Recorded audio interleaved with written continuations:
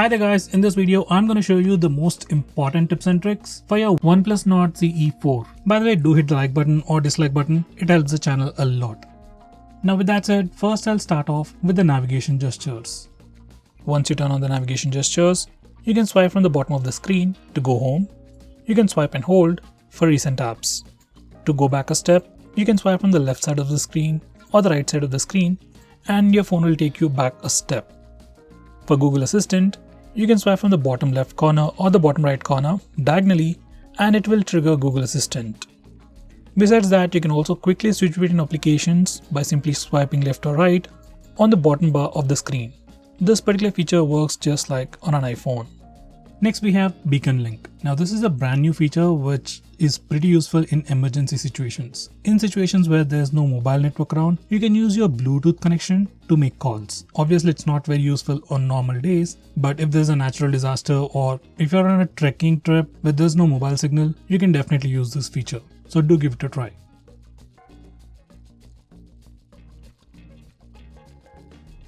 Next we have Quick Launch. Once you enable this feature, every time you unlock your phone, if you press and hold the fingerprint button, you can see some quick shortcuts. From settings, you can change these applications to your favorite applications as well. This particular feature can greatly improve your productivity. To open any of these applications, just move your finger to the corresponding application and release the finger and it opens that application.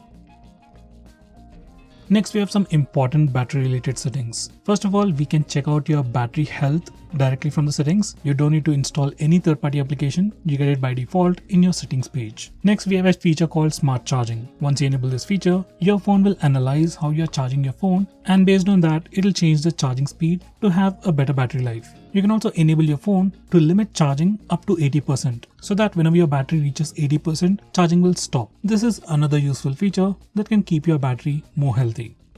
Next, we have a pretty cool shortcut to start or open split screen mode. This feature is enabled by default. Just make sure this particular toggle is enabled, and if it is enabled, you can just swipe up using 3 fingers to open the current application in a split screen mode. Some of the applications will not support this feature. With that said, most of the applications, especially third-party applications, do support split screen mode. Next we have an interesting feature called Flexible Windows. Now this feature allows you to open applications in a pop-up window. Once you enable this feature, you'll get a sidebar along with an indication. You can just swipe on it to open the sidebar. You can just click on any of them to open an application in a floating window. Besides using the sidebar, you can open this flexible window directly from the Recent Apps page. Once you're in the Recent Apps page, just press and hold on the application and move it to the top. You'll get a semicircular animation at the top, and once you see that, you can release the app and that application will open in a floating window. Now you can move around this app just by holding the bar at the top. Now you can use this floating window just like a regular application. Now we can also resize this floating window by just dragging the bottom left corner or the bottom right corner. If you resize it to become much smaller, it will enter the mini mode. In the mini mode, it will become a standard size and go to the top left corner or the top right corner. Now in this mode, you can just do a single click to open that application in a floating window, or else do a double click to open that application in a full-size window. I mean like a full-sized application. Next, we can also quickly hide these floating windows. Just bring the window to the left corner or the right corner and then the application will hide. And finally, right now, using this flexible window feature, we can only open one application in a floating window, at least right now. Maybe we'll be able to open more in the future. Next, we can also change fonts on this phone.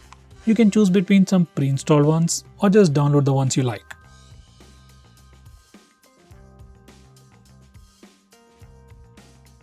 Next, I'm going to show you how you can hide files. Now on this phone, there's a feature called Privacy Safe, which allows you to hide files. Any file like documents, video files, music files, you can literally hide any files.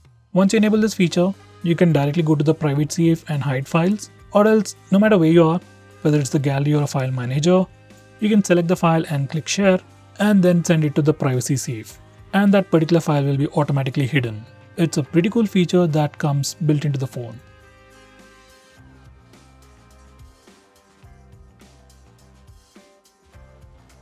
Next, we can also hide applications on your phone. Let's say you want to hide some net banking related applications or authenticator applications, then you can do that on this phone. Just go to the settings, hide apps, And from here, just set up the password and the keyword stuff. And once it's done, just select the applications that you want to hide, click OK, and all those applications will be hidden from the default app drawer. Now to open those hidden applications, just open the phone dialer, enter the secret code, and now you can access those hidden applications. By the way guys, your phone really doesn't actually hide those applications. It'll just hide it from the default home launcher. If you install a new launcher or if you directly search for those apps in the Play Store, you can still find them. Well, there's no problem with the phone, it's just how the feature works. And honestly, you really can't actually hide apps on your phone.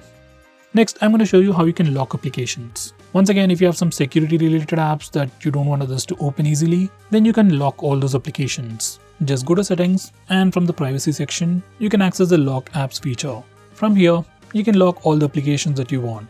By the way, we can also use face unlock and fingerprint unlock to unlock those locked applications just for a bit more convenience. If you're going to lock up some important apps like net banking applications or something related to stocks and stuff, then I would recommend you not to use the fingerprint and face unlock features. Better enter the password yourself. Next we have Smart Sidebar. Now this is another super handy feature. Once you enable it, you can access a sidebar by just swiping from the upper edge. In the sidebar you have some quick shortcuts to some actions and some quick shortcuts to applications. You can just drag any of these applications out to open them in a floating window. It's a super useful feature. Next we have Super Power Saving Mode. Once you enable this feature, your phone will turn on the dark mode and stop all the applications running in the background, and it will just give you access to 4 applications. By doing all this, you can increase the standby time of your phone. If you are ever low on battery and you don't want your phone to switch off, you can try this mode. Next we have a new gesture called Icon Pull Down Gesture. Now once you enable this feature, on your home screen, you can swipe diagonally on the left side or right side to quickly pull down all the icons near your finger. It's just a quick and easy way to reach out applications just with a single finger. Next we have Swipe Down Gesture on the home screen. By default it is set to search or global search. Once you do a swipe down gesture, you can search for application names or even contacts directly from your home screen. I personally suggest you to change it to notification drawer. Once you do that, you can do a swipe down gesture to pull down the notification bar, which I think is much more helpful. Next we got some new live wallpapers. Some are just like videos on loop, some wallpapers react to your touch, and some change depending on the time. For these wallpapers, you can just touch and hold the wallpaper for a quick preview. Right now we can only use the install live wallpapers. In future, we might be able to use a regular video as a live wallpaper. Next we have dark mode. You can enable it from the notification toggles or directly from the display settings. And once you enable the dark mode, all the system UI elements change to dark mode.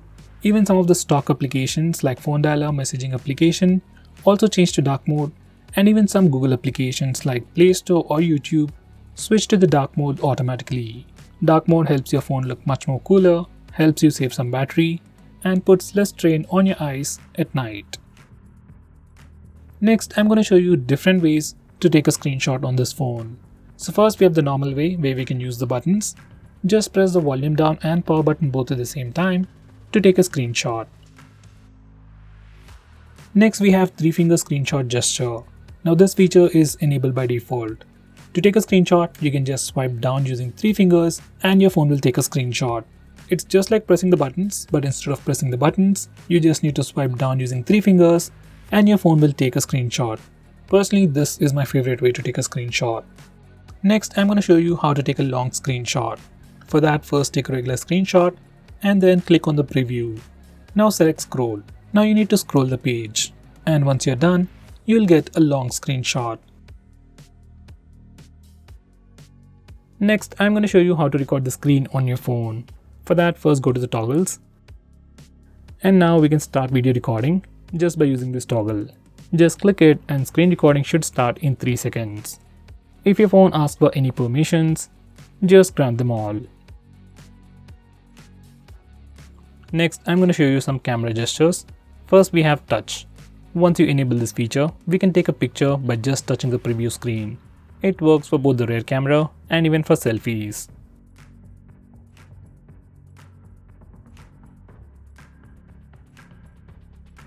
Next, we have the palm gesture, which only works for the front camera, and it's great for taking selfies. Just enable it and then show your palm to the front camera, and your phone will take a picture in just 2 seconds. Next, I'm going to show you how to trigger Google Assistant with the power button. Just enable this toggle, and now press and hold the power button to trigger Google Assistant.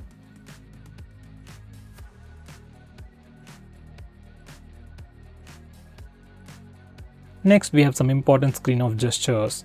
We have things like double tap to wake,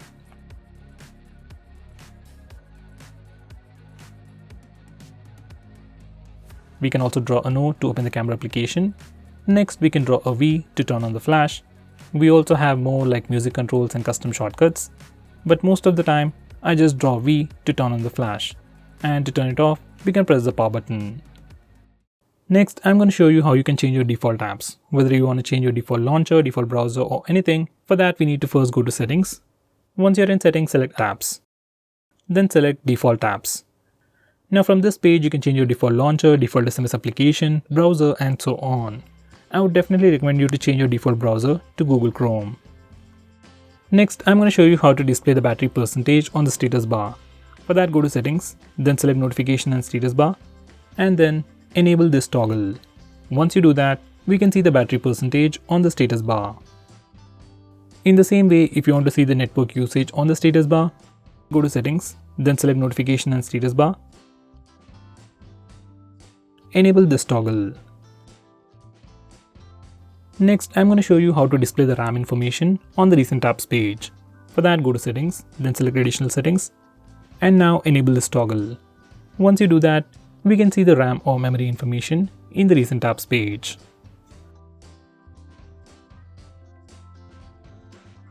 Next, we have notification history. Now this is a pretty cool feature that can record all the notifications that you get. So even if you accidentally clear all the notifications from the notification area, you can go to the notification history section to see what all notifications you got and at which particular time. Next, we have this toggle to enable the OTG. Now OTG pen drives are not automatically detected by default. It's a security measure. So if you want to use an OTG pen drive, just come here, enable it, and then you can use an OTG pen drive. Next, we have recently deleted. In your albums application or gallery application, whenever you delete anything, it won't get deleted immediately. All those deleted files will be put in recently deleted folder. You can access it from here. If you want, you can once again delete them. You can also choose to disable this feature from settings.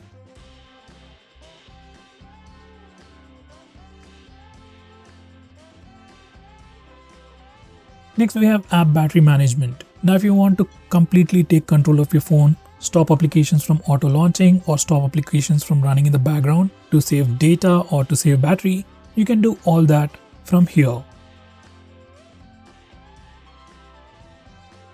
So guys, these are all the most important tips and tricks for your OnePlus Nord 4. If I missed out on anything important, do let me know by commenting below this video. With that said, if you like this video, hit the like button or dislike button. It really helps the channel. And with that said, see you next time.